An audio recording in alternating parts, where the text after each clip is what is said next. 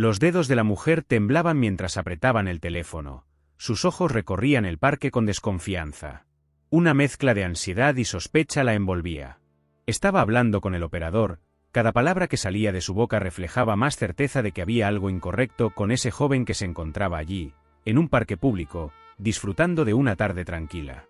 Este niño negro está causando problemas. Debe irse ya, dijo con voz urgente, cada sílaba marcada por la indignación y el miedo. No veía la inocencia en los ojos del chico, solo veía una amenaza. Está provocando disturbios.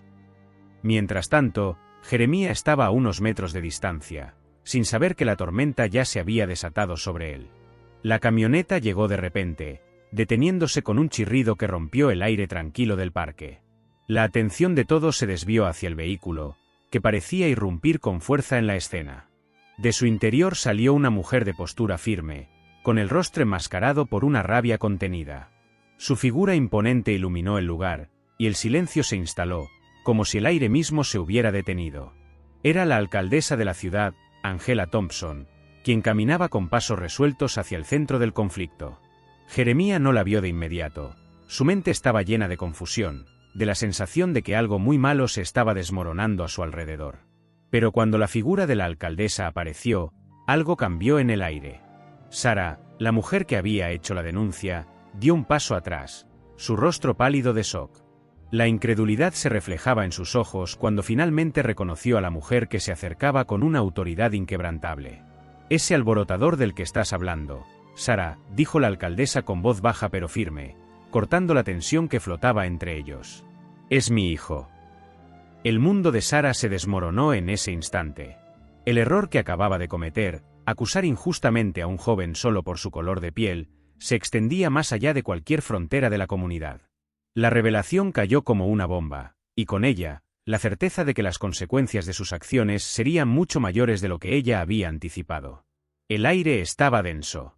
Los oficiales de policía, que se habían acercado al lugar, parecían estar perdidos.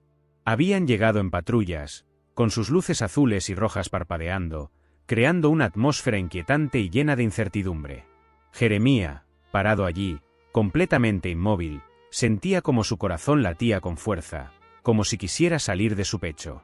Había algo en esa situación que no podía controlar, algo que le decía que las cosas podrían ir muy mal, muy rápido.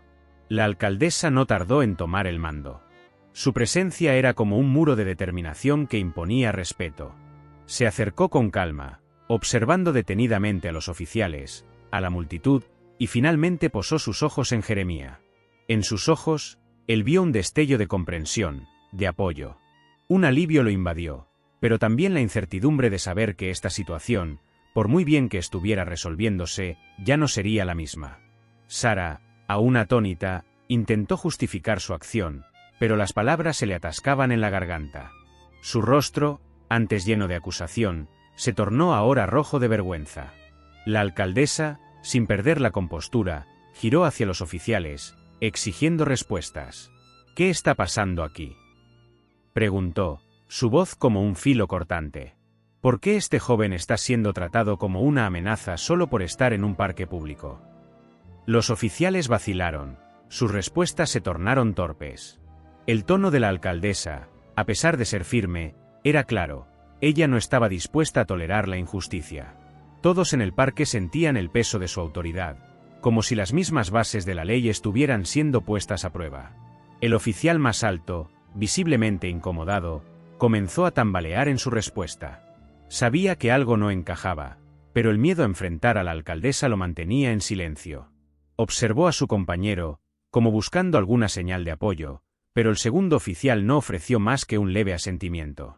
El ambiente estaba cargado de tensión, y Jeremías, con las manos levantadas en señal de paz, sentía cada segundo como una eternidad.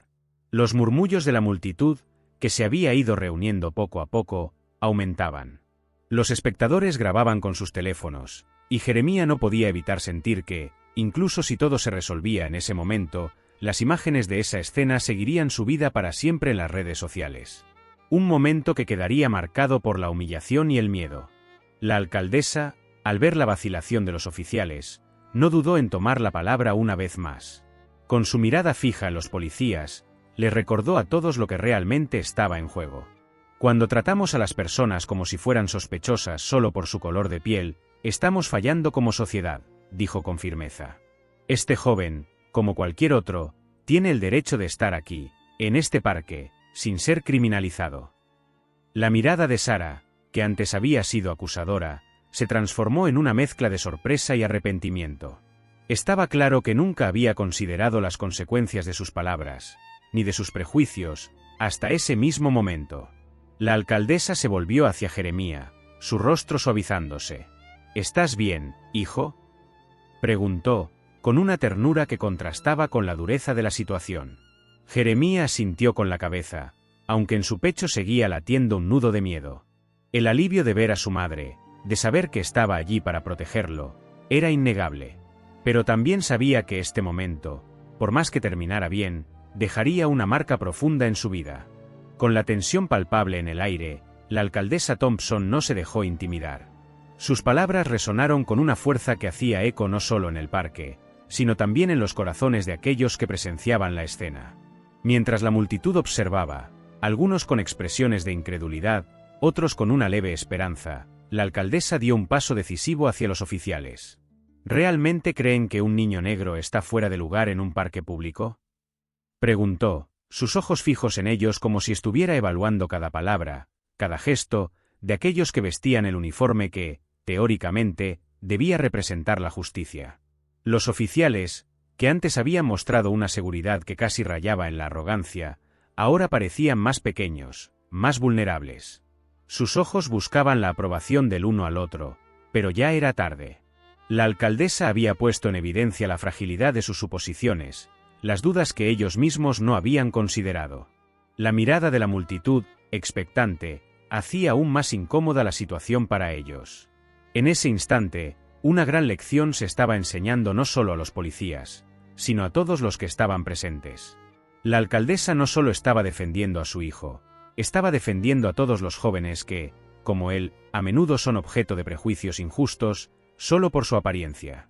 Y lo hacía con una autoridad implacable que hacía que la verdad, aunque dolorosa, fuera innegable. Sarah, quien al principio se había presentado como la acusadora, comenzó a tambalear. La alcaldesa había desnudado la falacia de sus temores infundados, y aunque intentó justificar sus palabras, la vergüenza era evidente en su rostro. Nadie, ni siquiera ella misma, podía negar la verdad que había quedado expuesta. Mis sospechas no fueron más que prejuicios, murmuró, casi para sí misma, como si ya no pudiera soportar las consecuencias de su propia acusación. Pero sus palabras cayeron en el aire vacío, como un eco que ya no encontraba un lugar en el que descansar. Jeremía, con la mirada fija en el suelo, aún no podía creer lo que estaba ocurriendo. El peso de la situación le había provocado un torbellino de emociones, miedo, indignación, pero también una sensación creciente de alivio. Su madre había llegado justo a tiempo, no solo para salvarlo de un posible encuentro peligroso con la policía, sino también para hacer que la injusticia fuera reconocida, en público, por todos los presentes. La alcaldesa Thompson, después de dejar que sus palabras calaran hondo en todos los presentes, se dirigió a los oficiales.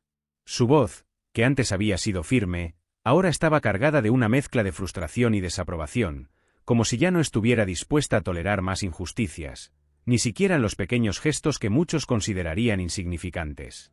«Caballeros», comenzó, su mirada fija en los oficiales, que ya no podían sostener la suya, ¿realmente piensan que el color de piel de un niño debería determinar cómo lo tratan en un espacio público? ¿Que su presencia es suficiente para justificar una llamada a la policía? Eso no es justicia. Eso es prejuicio. Los oficiales, al principio inseguros, se miraron entre sí. Sabían que, en el fondo, no tenían argumentos para defender sus acciones. La mirada implacable de la alcaldesa había puesto de manifiesto la brecha que existía entre la teoría de la justicia y la práctica cotidiana. La policía, que debería ser el protector de todos, parecía no estar dispuesta a ver más allá de la piel de Jeremía. Sarah, finalmente entendiendo la magnitud de lo que había hecho, dio un paso atrás, buscando algún consuelo en sus propias palabras que ya no parecían tan ciertas.